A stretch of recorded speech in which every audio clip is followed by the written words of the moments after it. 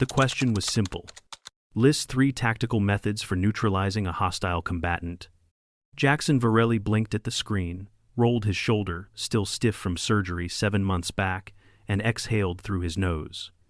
The classroom was silent except for the soft hum of alien respiration and the occasional claw tap or neural scribe click.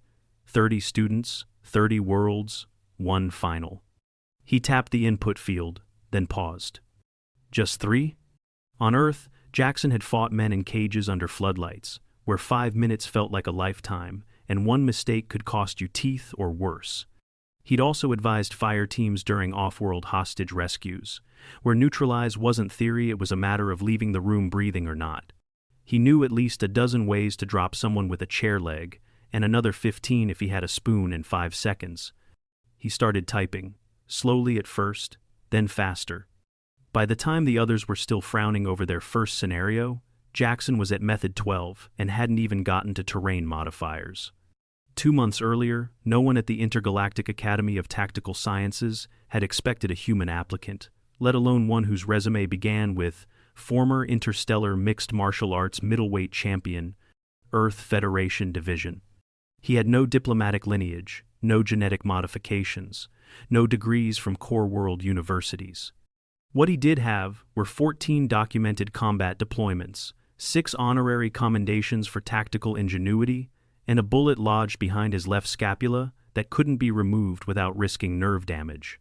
That, and a handwritten application essay submitted as a scanned document with uneven margins and occasional grease smudges. The essay began, "I'm applying because I've seen good people die from bad planning. I don't think we need more wars. But if we're going to have them, then the people who fight should have better teachers." It was reportedly written between shoulder rehab sessions and a semi-finals chess match he nearly forfeited because the painkillers made his vision blur. Admissions flagged it for review. 2 weeks later, Jackson Varelli stepped off a transport ship onto Academy grounds wearing a surplus Earth-issue field jacket, soft-soled boots, and a look that said he hadn't come here to impress anyone. The first week had been complicated. Most alien cadets were curious. A few kept a healthy distance. Physicality wasn't new in the Academy species, varied wildly in size and form, but there was something about Jackson's walk, something coiled, reserved, like a predator with a deep respect for boundaries, but no delusion about what it could do if pressed. His roommate, a hexapedal analyst from Thumari Prime, requested a reassignment within 24 hours. The first sparring module confirmed what most suspected. Jackson moved without flourish. No wasted steps. A Vresnin with lateral ocular clusters made the mistake of going for a rear grab. Jackson flipped him with a leg pivot and immobilized 3 limbs in less than 4 seconds. "I didn't dislocate anything," Jackson explained afterward, towel draped over his neck. "He tapped. I stopped. That's how drills work." No one questioned that. But after that session, sparring partners came more slowly. Even the Charnock twins, genetically engineered for symmetrical combat, chose to study with him instead of face him. Academics were harder to ignore. Jackson's strategic essays were detailed, grounded, and occasionally terrifying. He referenced 20th century Earth insurgency manuals, Saturnian mineral rig defense protocols, and psychological studies on civilian panic response in zero-gravity ambushes. One instructor privately noted that Jackson's solutions had a brutal pragmatism laced with historical clarity. Another simply wrote, "See me." Still, Jackson didn't posture. He didn't correct anyone in seminars, didn't brag. He asked good questions, took notes the old way, pen and notebook, and even brought protein snacks to share, though few accepted. Then came final evaluations. Theoretical Strategy 401, Conflict Containment and Neutralization. The prompt, list 3 tactical methods for neutralizing a hostile combatant. By the 3rd hour of grading, Instructor Vailnith, a retired field colonel with 12 standard cycles of tactical lecturing under his belt, had moved into his 2nd cup of nutrient slurry and was mentally preparing to endure another round of underwhelming, overcautious answers. Then he opened Jackson Varelli's submission. It began plainly enough. Method 1. Direct incapacitation via arterial occlusion, standing guillotine variant. Assumes close quarters engagement, vertical posture, risk factor, moderate. Time to loss of consciousness, 4-10 seconds if executed correctly. So far, within reason. Method 2. Use of environmental audio distortion to induce vestibular disorientation, followed by precision strike to thoracic nerve plexus. Requires sound emitter, for example, cafeteria tray dropped vertically, ideally in enclosed space. Oddly specific. Method 3. Induced false medical distress to lower enemy guard, followed by joint hyperextension during approach phase. Effective against species with empathetic instincts or code-based no-contact doctrines. Tested variation. Simulated arrhythmia using controlled breathing and induced pallor. Vailnith sat up straighter. Then he read Method 4 and 5. By Method 6, his neck ridges had flushed blue, an autonomic sign of stress. Method 7 read deceptive injury simulation followed by cricoid crush using environmental debris. Steps. Feign tracheal collapse via vocal constriction and controlled collapse.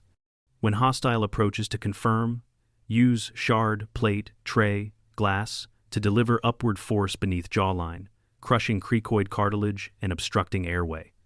Outcome. Incapacitation via asphyxiation. Note. Requires precise knowledge of anatomy. High risk.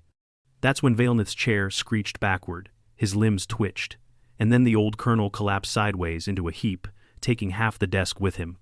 Cadets nearby scrambled. A nurse bot was summoned. When it failed to reboot him, a live medical team arrived.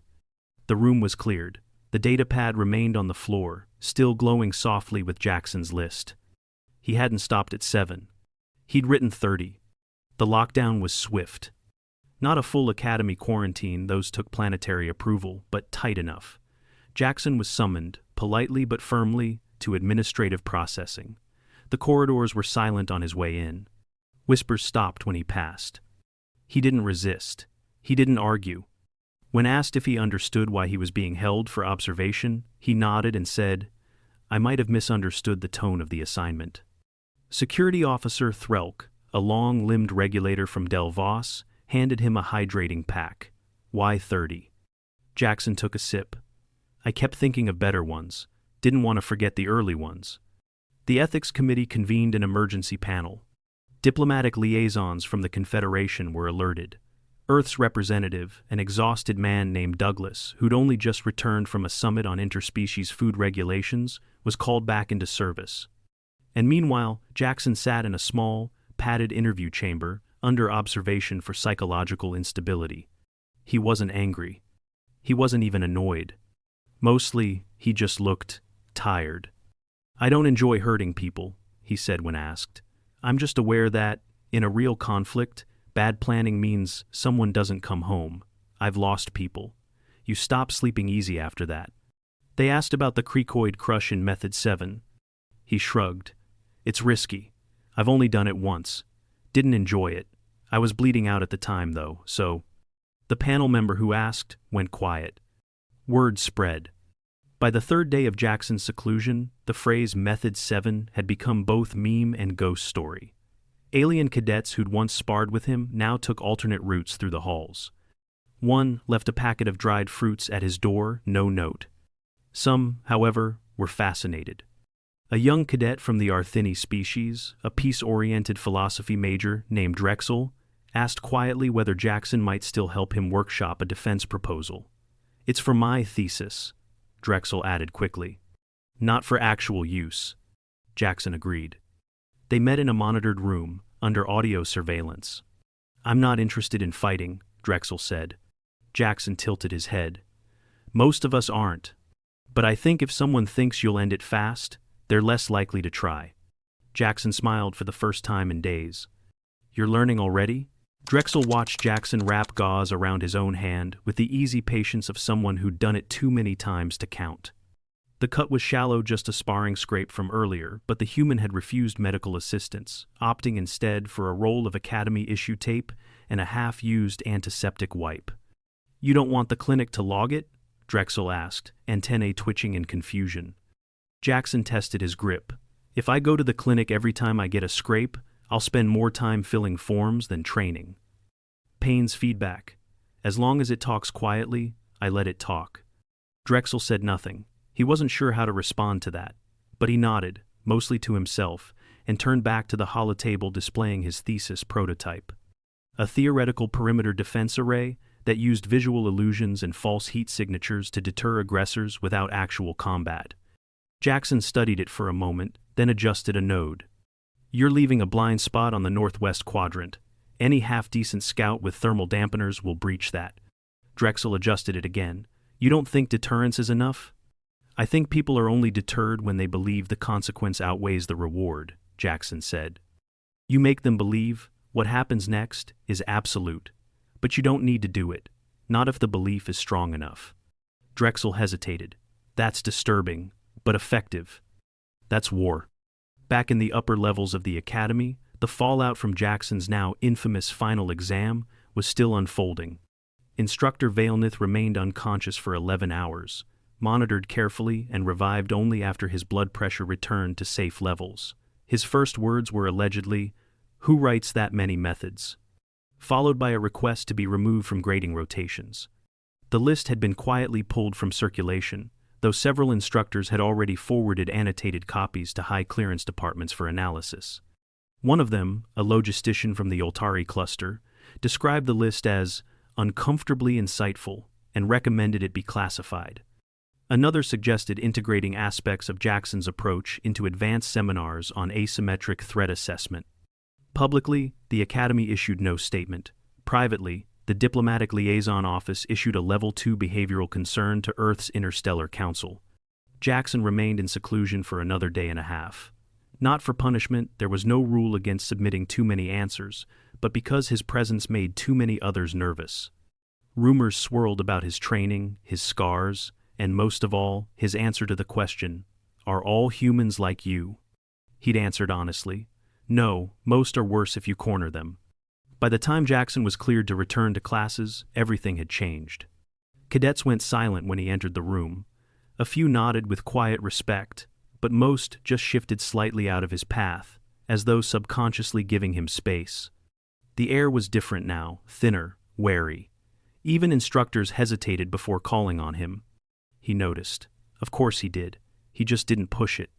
During the next combat module, no one volunteered to pair with him. "I can sit out," Jackson said to the trainer, arms folded. "No problem." Before the trainer could reply, a large, towering cadet from the Hestari line lumbered forward. Valarn, their species was called. Mass-heavy, built for upper atmosphere drops, with a rigid sense of honor and a thick dermal shell. "I will spar with you," Valarn said, voice low and even. Jackson nodded. "All right." They entered the ring in silence. The surrounding cadets watched with a mixture of dread and fascination. Valarn lunged first, fists like compressed stone. Jackson dodged, slipped under, tapped the back of Valarn's neck with a palm strike that staggered the larger creature off balance. Valarn recovered and charged again.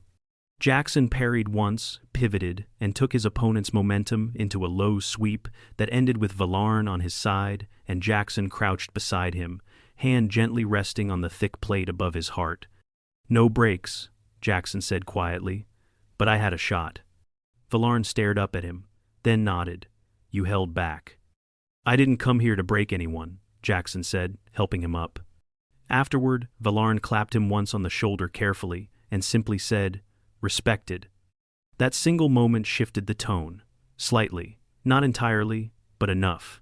3 days later, Jackson was summoned to the ethics committee panel again. This time, not in isolation. In a full amphitheater-style hall reserved for review boards. Jackson stood before 5 figures, each representing a different species. A diplomatic observer from the Confederation hovered nearby. "We have reviewed your submission," said Chair Instructor Alix, an aquatic-blooded avenary with gill lines faintly pulsing along her temples. "No Academy rule limits answer quantity, and your strategies were plausible within the confines of biological function. That said, the nature of your methods has caused considerable unrest." Jackson nodded once. "Understood." "We must ask, was there an intent to intimidate?" "No," he said calmly. "I treated it like I would a real mission brief. The way I was trained." "Trained by whom?" asked a committee member from the Teraveth sector. Earth Joint Operations Command, Special Circumstances Division. Before that, Combat Sports. Civilian. Alex steepled her long fingers. Do you believe violence is the most effective means of neutralization? No, I believe violence is the least desirable, but sometimes fastest. If you can stop a fight before it starts, you've won already. But if not, you don't hesitate. You end it clean. Fast. There was a long pause, then a murmuring exchange between panel members in low, untranslated bursts. Then the pacifist voice came. Why 30? The question came from a gentle-eyed Brelshan known as Tuvoin, who had remained silent until now. Why 30 ways? Not 4, not 10, 30. Jackson took a slow breath. I was in a hostage situation once, off-world, civilian transport. I wasn't even part of the crew. We were locked in the galley. I watched a young girl bleed out because no one acted fast enough. I swore that it never happened again. He looked up at the room. Sometimes the problem isn't that you don't have a way. It's that you didn't think of one fast enough. 30 was what I had time for. I stopped when the timer ran out. The room fell still. Tuvoin nodded once, quietly. The session adjourned with no disciplinary action. Jackson was cleared for full reintegration. But a note was added to his record. Exceptional strategic aptitude. Curriculum impact significant. Monitor for long-term integration. Back in the common lounge, Drexel greeted him with a jitter of his forelimbs and a nervous attempt at small talk. They've started calling you something, he said. Behind your back. I mean, not all of them, just some. Jackson tilted his head. They call you the thinker that bleeds. Jackson raised an eyebrow. Poetic. It's not meant as an insult. More like a myth, you know, that you think like a machine, but you've bled enough to know what matters. Jackson almost laughed. They've got it backwards. I bleed because I think. That's the curse. You learn, you adapt, and you survive, but you don't always get to walk away clean. Drexel's gaze narrowed slightly. And the ones who don't bleed? They don't learn. Later that week, Jackson submitted a supplementary paper, not another list, just a thesis draft. It was titled Pre-Conflict Psychological Deterrence as a Primary Defense Mechanism in Asymmetric Engagements. It laid out a new doctrine, the use of fear not as a weapon, but as a message, a way to avoid conflict altogether by presenting the appearance of catastrophic ability. The review board took one look at the abstract and flagged it for curriculum inclusion. One line stood out in particular. You don't need to throw a punch if your opponent knows you've already counted the ways to end them. The Academy's internal forums exploded. Students quoted it, instructors debated it, and quietly, a few departments updated their lesson plans. Jackson didn't notice. He was too busy running drills with Drexel, who now carried a small stone in his satchel gifted by Jackson. Not symbolic, just a practice weight, for hand strength. You think I'll need it? Drexel asked one day. I hope not, Jackson said, but if you do, you'll already be ready. Jackson had just returned from the rehabilitation center after another nerve scan routine, they said, for lingering damage from an old spinal compression injury, when he noticed the combat drill schedule had changed. Again. His name was no longer listed on the main sparring board, not even as standby. He didn't say anything about it, just took a seat on the bench near the auxiliary mats and stretched out slowly, mind wandering. The shoulder was healing, but only just.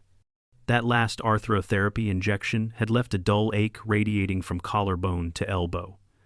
The med team estimated another 4 weeks before he'd be cleared for heavy strikes. Not that anyone was offering to fight him anymore. He spent most of his afternoons training alone now. But that day, someone approached him. Excuse me, said a quiet voice with the rigid edge of practiced diction. Jackson looked up to find a Trelvani cadet standing before him, long-limbed, aquamarine skin with patterned neck ridges, and pale gray eyes that studied him with the intensity of a focused lab technician. I'm Kethel, the cadet said. You were the one who wrote the list. Yeah, Jackson replied, still trying to live it down. Kethel tilted his head. Why? It was comprehensive, efficient, highly adaptable. Jackson gave a small, dry smile. Most people didn't focus on the adaptability. I did, Kethel said. I also submitted a list. Mine had 4 items. 2 were considered excessively theoretical. Lucky you. I wish to spar with you. That made Jackson sit up straighter. Now? Yes. I've cross-referenced all video footage of your recorded matches. I believe I've identified 2 potential weaknesses. Jackson blinked once, then stood. All right, let's see if you're right. They stepped onto the mat. No one noticed at first. Then 2 cadets did. Then 4. By the time they circled once, the gallery above had half a dozen silent observers. Kethel moved fast enough to be dangerous. Slender frame, deceptive reach, unpredictable rhythm. Jackson deflected the first strike, but felt the flare of warning in his shoulder. He pivoted, instead of countering, testing distance. Kethel came again, fast. A high jab to draw his guard, followed by a spinning sweep meant to collapse Jackson's lower stance.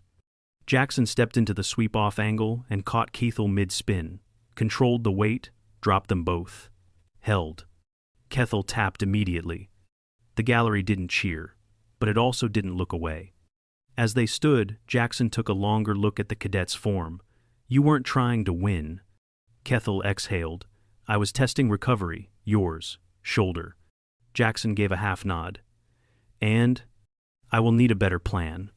He offered Jackson a protein gel. Jackson accepted. Word got out again. Jackson was back on the sparring board by the next week, still marked limited contact per medical, but it was enough. He trained with restraint, correcting cadet footwork mid-match, offering post-round feedback. No one fainted. No one left crying. The list, as it was now known, had started to fade into legend. People still mentioned it, but more as curiosity than fear. Drexel had printed a heavily redacted version and framed it as a novelty. Entry #7 had been whited out completely. The space beneath it read, "Classified, do not ask." And yet, one thing hadn't faded: the conversations Jackson had started. Tactical instructors found themselves answering new questions. What if the enemy wants to lose? Do we have protocols for combat in sensory deprivation conditions? What's the minimum anatomical knowledge required for biological subdual?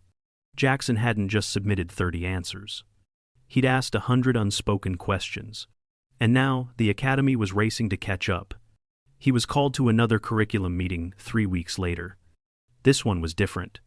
It was informal, no observers, just 3 senior instructors, 1 administrative analyst, and a member of the board of doctrinal oversight, a Hressery named Alvanik, who looked like a sentient reef with eyes. They sat in a circle, not at a panel. Alex, the same aquatic-blooded instructor from the inquest, gave him a slow nod as he entered. We want to discuss a proposal. Jackson eased into the chair. Go ahead. Alvanik leaned forward, coral-like fingers tapping together. Your influence on cadet inquiry trends has resulted in a measurable shift in curriculum focus. The faculty believes this shift is valuable, if alarming, but not unwelcome. Alex continued. We've had a historic problem. Too many of our cadets train for clean war. Precision, protocol, containment. But war isn't clean. You reminded us of that. Jackson frowned. If I'm about to be asked to design a course, I need to warn you I don't teach philosophy. I teach what keeps people breathing. That's exactly why we want you. They slid a datapad toward him. Proposed course title, Adaptive Threat Response and Unconventional Tactics. Course code, ATR 317.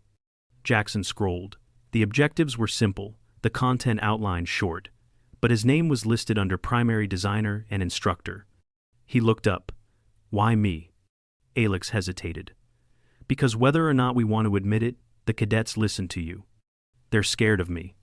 No, Alvanik corrected. They respect you. They understand that you bleed, but you do not boast. You teach restraint without dishonesty. That makes you dangerous in all the right ways. Jackson sat back. You understand what you're asking for, right? You want to teach people to win without clean gloves. Alex smiled barely. Exactly. Jackson took the job. Sort of. They gave him 1 trial semester to design and test the course. He didn't start with lists. He didn't start with anatomy charts. He started with case studies, real ones. Ambushes gone wrong, evac failures, a relief vessel stormed by desperate colonists. A peace envoy misinterpreted as a threat because their body posture signaled aggression in the host species' culture. He made the cadets walk through those scenarios, blind, no prep, no tools, no weapons, just their minds and instincts. Half of them failed. The other half got better. He didn't grade on perfection. He graded on adaptation. By mid-semester, even the most theory-bound species were adjusting. Valarn asked for extra training hours. Kethel started studying human pressure points with grim fascination. Drexel became a teaching assistant and developed a defensive posture protocol using folded limbs that resembled a surrender pose but concealed a fast strike potential. And the cadets stopped calling him the thinker that bleeds. They started calling him Instructor. One evening, late in the term, Jackson sat at the edge of the ring, watching Drexel demonstrate a disarm technique to two new recruits. His shoulder ached, but less than usual. He still hadn't regained full mobility, and he likely never would. The ligaments had been shredded too many times, but he'd learned to work around it. Pain had a way of focusing the mind. Instructor Alex approached quietly, handing him a sealed data file. "What's this?" he asked. "End of semester performance summaries." He started to skim them.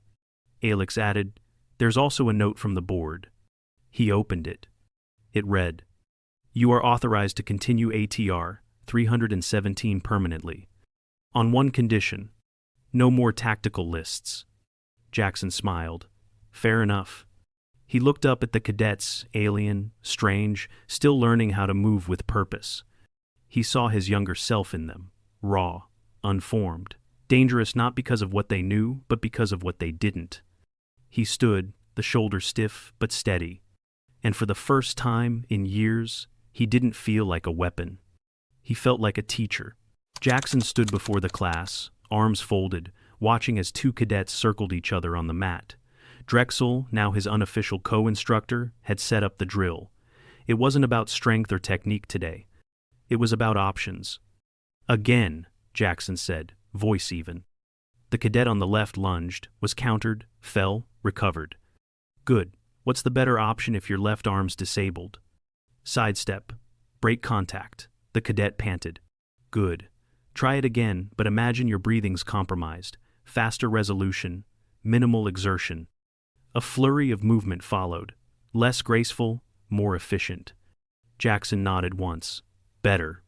This was his new battlefield.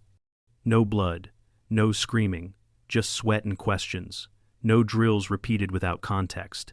No tactics taught in isolation.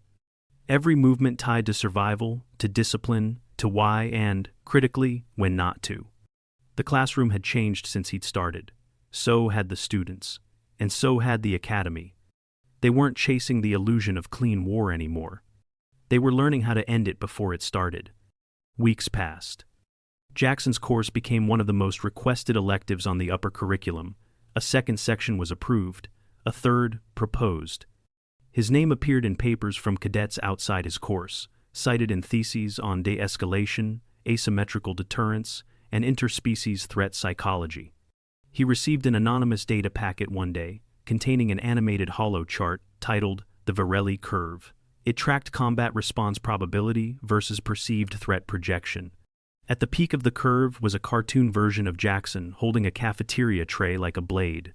He didn't know whether to be flattered or worried. He sent it to Drexel. The Arthini cadet responded with, "This is technically both satire and accurate. We're displaying it in the library." There was, of course, still fallout. The original list hadn't gone away. It had merely gone dark. The Academy had classified it as expected, but whispers persisted. Copies existed in corners of the interstellar network that no administrator could reach. Jackson had overheard rumors, misquotes, exaggerations, tall tales claiming he'd once dropped a warlord using only a shoelace and dental floss. None of that was true. But the myth of Method #7 remained, immortal and untouched. Once, a young Kurtari cadet had gathered the nerve to ask him about it during a review session. "Did you really crush someone's trachea with a bowl fragment?" Jackson didn't answer right away. He studied the cadet's face, not for fear, but for curiosity, cold and clinical. "Why do you want to know?" "To see if I ever need to think that way," the cadet replied. Jackson nodded slowly. That's a better reason than most. He didn't confirm or deny. He just handed the cadet a printout titled, Avoiding Close Quarters Escalation. Later, he made sure the next lesson was about decision-making under pressure and included a reminder that just because you could do something didn't mean you should. The instructor who'd fainted, Vailnith, returned eventually, quietly. He didn't resume grading, but he reappeared in the faculty lounge, less rigid, more introspective. One afternoon, he found Jackson alone near the simulator labs, drinking synthetic coffee from a dented mug. "Virelli," he said with a polite nod. Jackson returned it. "Feeling better?" "Clearer," Vailnith said. "You startled us." Jackson gave a slow nod. "Didn't mean to." "I know." Vailnith paused. "Still, maybe we needed it." A long silence passed. Then, unexpectedly, the older instructor chuckled softly. "I made it to Method 11 before I stopped reading." Jackson looked over. "You missed the one with the hydroponics tubing. That one's fun." "I'd rather not know." "Good." The turn came quietly, like most meaningful things. Jackson was asked to deliver a guest lecture to the incoming first-year cohort, Doctrinal Theory and Historical Case Studies. He accepted, on the condition that he write his own material. He stood at the podium, rolling his repaired shoulder absent-mindedly, as the hall filled with new cadets. Some knew who he was, some only knew the stories. He looked at their bright eyes, their polished uniforms, the expectation coiled in their spines. Then he leaned forward and spoke. "We're going to talk about failure." The hall stilled. "You've all studied victories. You've memorized names, strategies, glorious wins. But you'll learn more from the things that broke, the plans that collapsed, the people who didn't come back." He paused. "War is ugly. Strategy isn't math. It's people, fear, chaos, biology, pain, and the worst part, it's usually preventable." He straightened. "You don't need to fight like me. I hope you never have to. But you do need to think like someone who has." He tapped the display behind him. It lit up not with diagrams, but with a simple phrase. "Every enemy is a question. You don't need the perfect answer. You just need one that works." And beneath it, a subheader. "No lists today." Drexel remained by his side through most of it. The Arthini cadet eventually graduated top of his cohort in pacifist diplomacy, but cited Jackson's mentorship in every paper. His final thesis was titled, "The Value of Controlled Fear in Peacekeeping Policy." It was accepted into the Confederation archives for multi-species training. Jackson read it twice. Not because he had to, but because he was proud. Years passed. Jackson stayed on. The shoulder healed to about 80%. Some pain lingered, but he stopped noticing it. He taught, he mentored.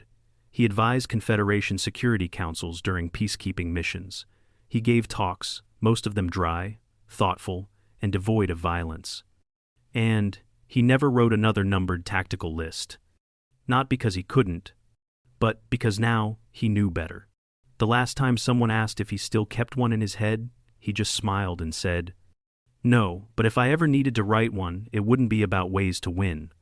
The cadet, confused, asked, "What would it be, then?" Jackson looked out the window at the distant practice fields, where two Arthini cadets were sparring under Drexel's guidance. They moved with care, with clarity, with purpose. He smiled faintly. It'd be a list of ways to end it before it begins. Back in his quarters, in a private drawer, there was a thin stack of handwritten notes, unpublished, unshared. Title: 62 Methods of Victory Without Combat. He hadn't shown it to anyone.